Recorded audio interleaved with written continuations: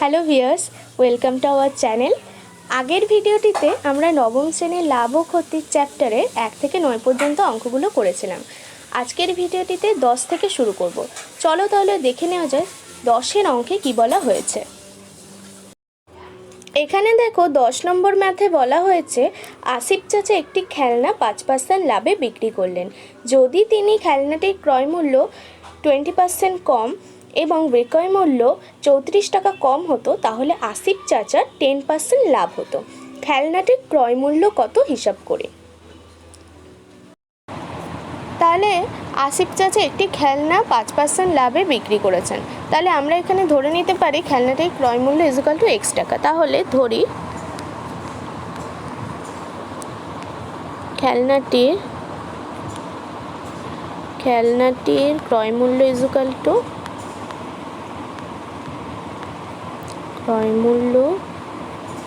x টাকা। এখন দেখো প্রশ্নে বলা হয়েছে খেলনাটি 5% লাভে বিক্রি করা হয়েছে। তাহলে যদি খেলনাটি 5% লাভে বিক্রি করা হয়, তাহলে বিক্রয় মূল্য ইকুয়াল টু আমরা কি লিখতে পারি, যদি 5% লাভে বিক্রি করা হয় তাহলে খেলনাটির বিক্রয় মূল্য equal to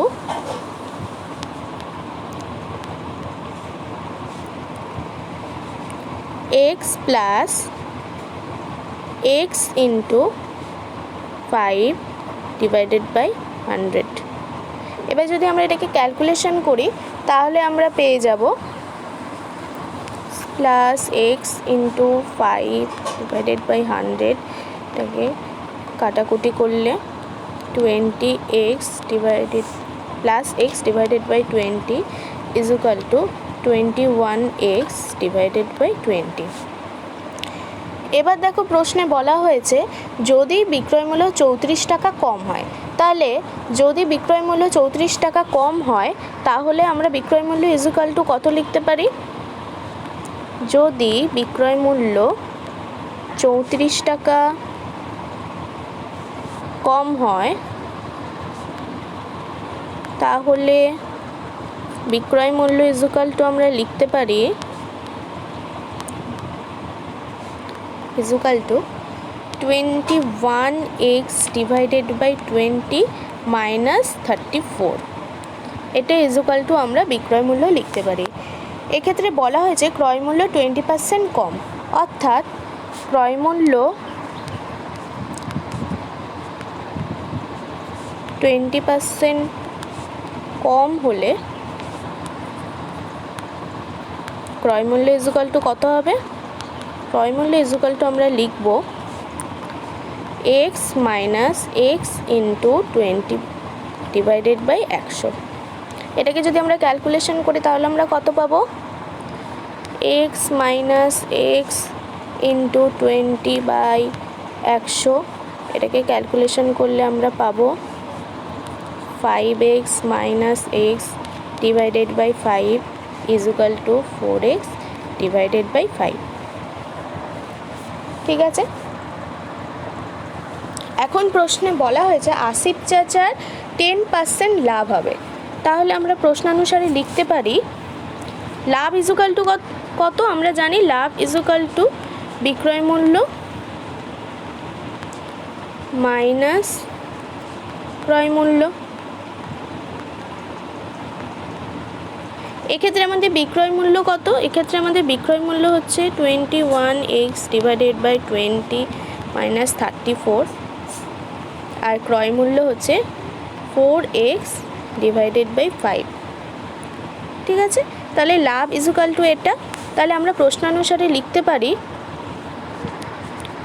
21x divided by 20 minus 34 minus 4x divided by 5 is equal to 4x divided by 5 into 10 divided by 100। ঠিক আছে, তাহলে এটাকে আমরা ক্যালকুলেশন করলে পাবো আমরা যদি এটাকে ক্যালকুলেশন করি তাহলে আমরা পাবো 21x মাইনাস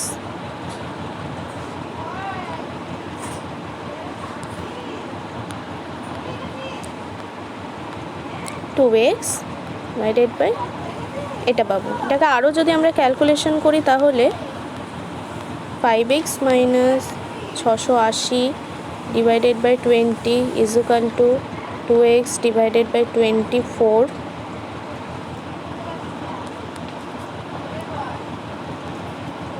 আমরা যদি কোনাকুনি গুণ করি তাহলে কত পাবো? 125x minus 17,000 is equal two 40x।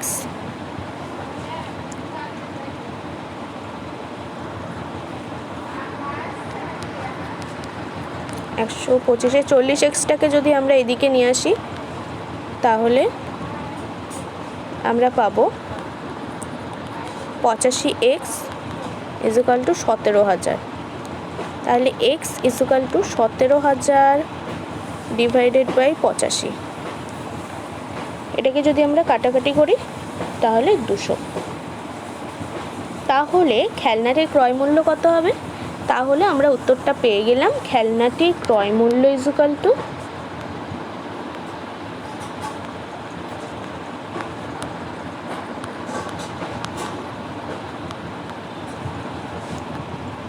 200 টাকা। তাহলে 10-এর দাগের উত্তর কত? 10-এর দাগের উত্তর ইজ ইকুয়াল টু খেলনাটির ক্রয় মূল্য ইজ ইকুয়াল টু 200 টাকা হবে। এবার দেখো নেক্সট 11 অঙ্কে কি বলা হয়েছে। তাহলে দেখো এখানে 11 ম্যাথে বলা হয়েছে টাকায় 12টি জিনিস বিক্রি করলে 4% ক্ষতি হয়। তাহলে টাকায় কটি জিনিস বিক্রি করলে 44% লাভ হবে? ওকে, তাহলে চলো আমরা এই অঙ্কটা স্টার্ট করি। এবার 11 ম্যাথে বলা হয়েছে টাকায় 12টি জিনিস বিক্রি করলে 4% ক্ষতি হয়।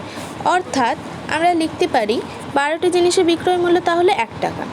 12টি জিনিসের বিক্রয় মূল্য কত? জিনিসের বিক্রয় মূল্য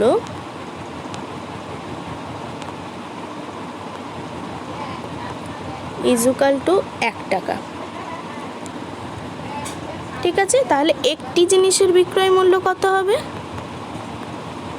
1/12 এত টাকা। এখানে বলা হয়েছে টাকায় 12টি জিনিস বিক্রি করলে 4% ক্ষতি হয়। তাহলে আমরা এখানে ধরে নিতে পারি ক্রয় মূল্য ইজ ইকুয়াল টু x টাকা। ক্রয় মূল্য ইজ ইকুয়াল টু x টাকা। ঠিক আছে, তাহলে 4% ক্ষতিতে যদি আমরা বিক্রি করি তাহলে একটি জিনিসের বিক্রয় মূল্য কত হবে? 4% ক্ষতিতে বিক্রি করলে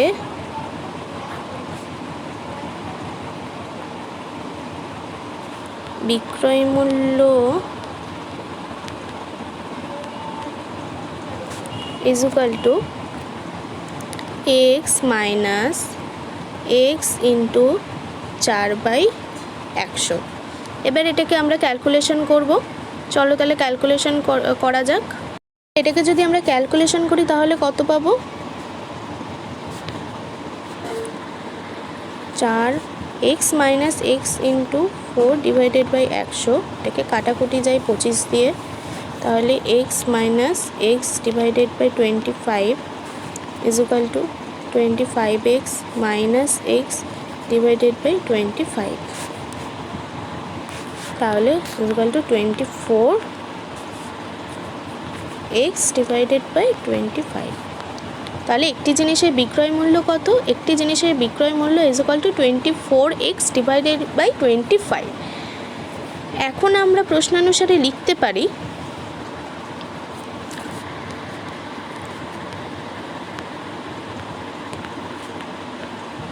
সারে 24x divided by 25 is equal to 1 divided by 12।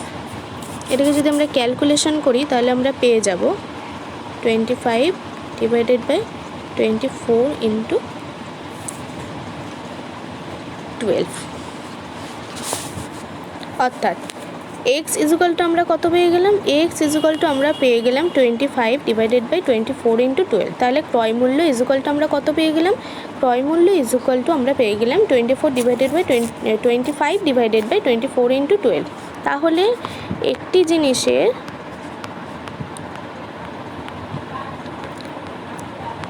ক্রয় মূল্য ইজুকাল টু আমরা পেলাম is equal to 25 divided by 24 into 12, এটা পেয়ে গেলাম। এবার বলা হয়েছে 44% লাভে বিক্রি করতে হবে। তাহলে 44% লাভে যদি আমরা কোনো জিনিস বিক্রি করি তাহলে বিক্রয় মূল্য ইজুকাল টু কত হবে, 44% লাভে বিক্রি করলে বিক্রয় মূল্য is equal to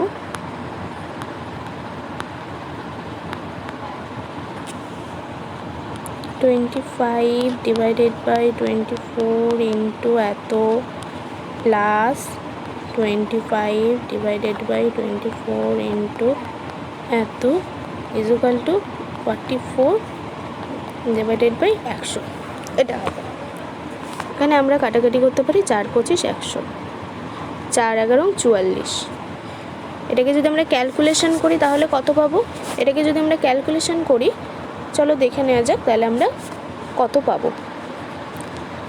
25 divided by 24 into 12 করলে হয় 288 প্লাস 11 ডিভাইডেড বাই 288। এটাকে যদি আমরা ক্যালকুলেশন করি তাহলে পেয়ে যাব 25 plus 11 divided by 288 is equal to 36 divided by 288। এটাকে যদি আমরা কাটাকুটি করি তাহলে পেয়ে যাবো 1 8। ওকে, তাহলে 1 8 টাকা বিক্রয় মূল্য এটা পেয়ে যাচ্ছে। তাহলে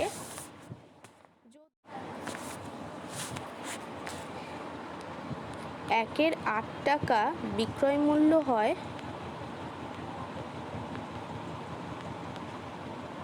একটি জিনিসের, তাহলে 1 টাকা বিক্রয় মূল্য হবে 1 ডিভাইডেড বাই এতটি জিনিসের। তাহলে এটাকে ক্যালকুলেশন করলে আমরা পাবো 8টি জিনিসের। তাহলে উত্তর কত হবে, তাহলে উত্তর হবে 8টি জিনিস। তাহলে টাকায় 8টি জিনিস বিক্রি করলে 44% লাভ হবে। তাহলে উত্তর কত হবে, উত্তর হবে টাকায় 8টি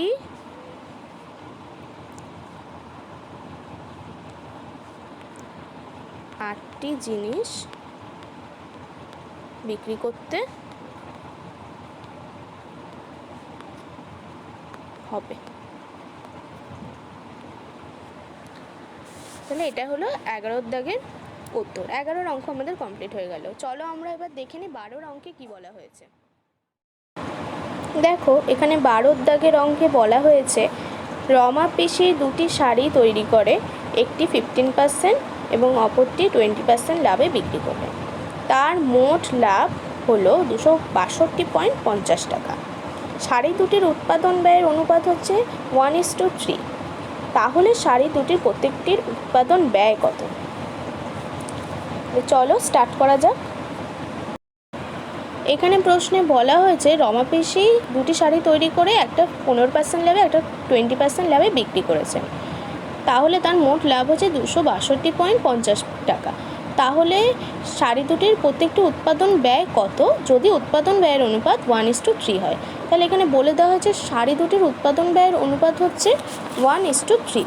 তাহলে ধরা যাক, ধরি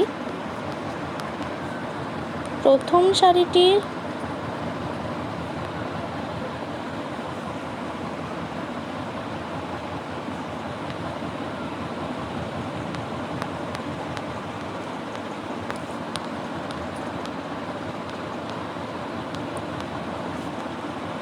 উৎপাদন ব্যয় ইজ ইকুয়াল টু এক্স টাকা।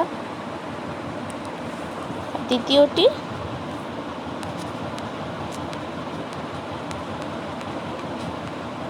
উৎপাদন ব্যয় ইজ ইকুয়াল টু 3x টাকা, এটা আমরা ধরে নিতে পারি।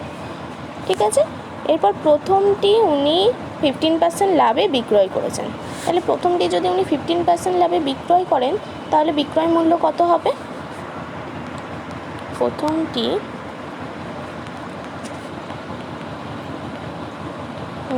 লাভে বিক্রি করলে বিক্রয় মূল্য হবে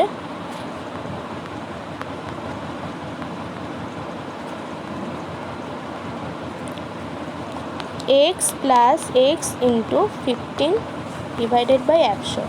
এটা এবারে ক্যালকুলেশন করব। এটাকে আমরা ক্যালকুলেশন করলে পাবো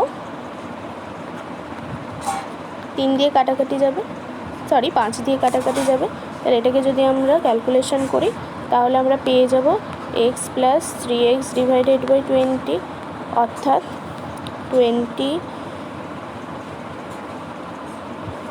20x plus 3x divided by 20, অর্থাৎ এখানে পেয়ে যাব আমরা 23x ডিভাইডেড বাই 20।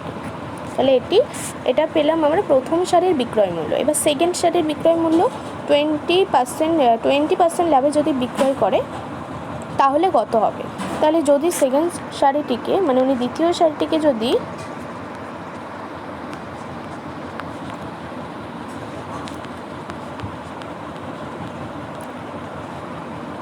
20% লাভে বিক্রয়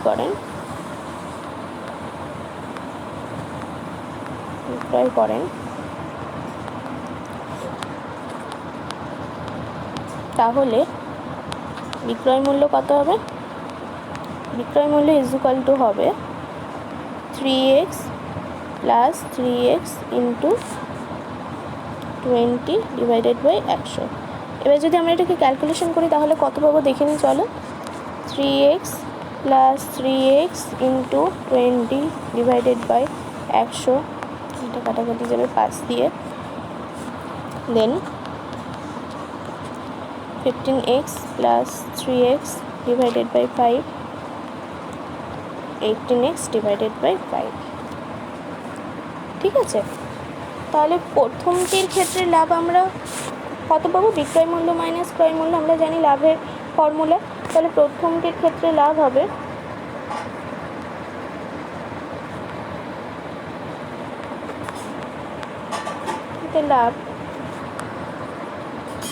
এক্ষেত্রে বিক্রয় মূল্য মানে কত? এখানে 23x ডিভাইডেড বাই 20 আর ক্রয় মূল্য হচ্ছে x। এই দুটো ক্যালকুলেশন করলে আমরা পাবো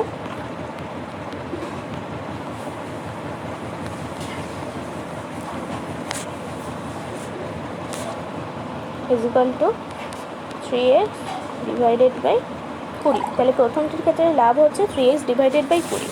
এবার দ্বিতীয়টির ক্ষেত্রে লাভ কত হবে?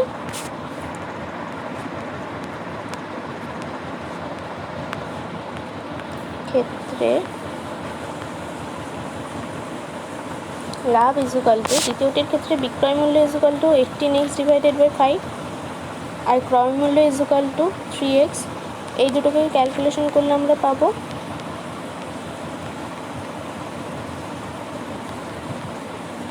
3x divided by 5। তাহলে দ্বিতীয়টির ক্ষেত্রে লাভ আমরা পাবো 3x। তাহলে এখানে আমরা প্রথমটির ক্ষেত্রে কত লাভ পেলাম? 3x ডিভাইডেড বাই 20, আর দ্বিতীয়টির ক্ষেত্রে কত লাভ পেয়েছি? 3x divided by 5। আর প্রশ্নে বলে দেওয়া আছে মোট লাভ ইজ ইকুয়াল টু 262.50। তাহলে আমরা প্রশ্ন অনুসারে লিখতে পারি 3x divided by 20 plus 3x divided by 5 is equal to 262.50। এটাকে যদি আমরা ক্যালকুলেশন করি তাহলে আমরা পেয়ে যাব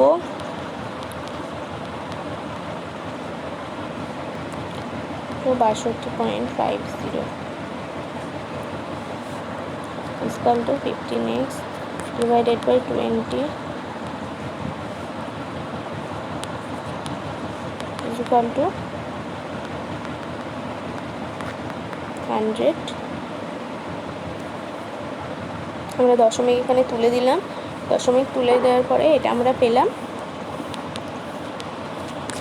তাহলে আরও যদি ক্যালকুলেশন করি তাহলে আমরা পেয়ে যাব এত। তাহলে 15x =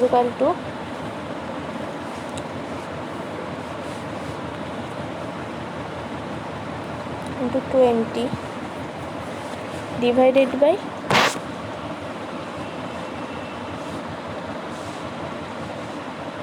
10। তাহলে আমরা পাবো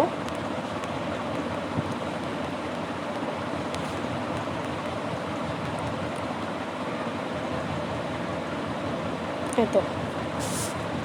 ওকে, এবার যদি আমরা এটাকে কাটাকুটি করি তাহলে আমরা পাবো,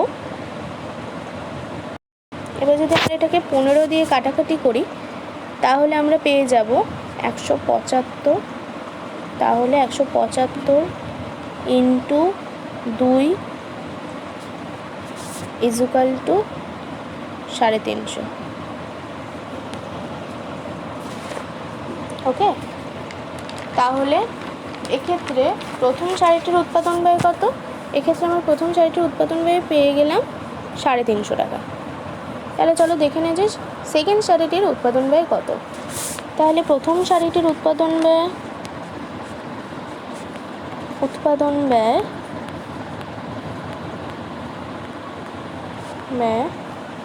350। দ্বিতীয়টির উৎপাদন ব্যয় =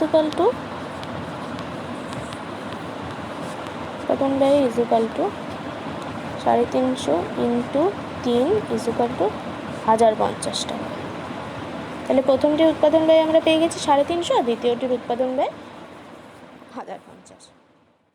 তো ভিউয়ার্স, এই ছিল আজকের ভিডিওটি ভালো লাগলে অবশ্যই লাইক করো, বন্ধুদের মধ্যে শেয়ার করতে কিন্তু ভুলো না। আর অবশ্যই চ্যানেলটিকে সাবস্ক্রাইব করে রাখো যাতে এই ধরনের ভিডিও সবার আগে তোমার কাছে পৌঁছে যায়।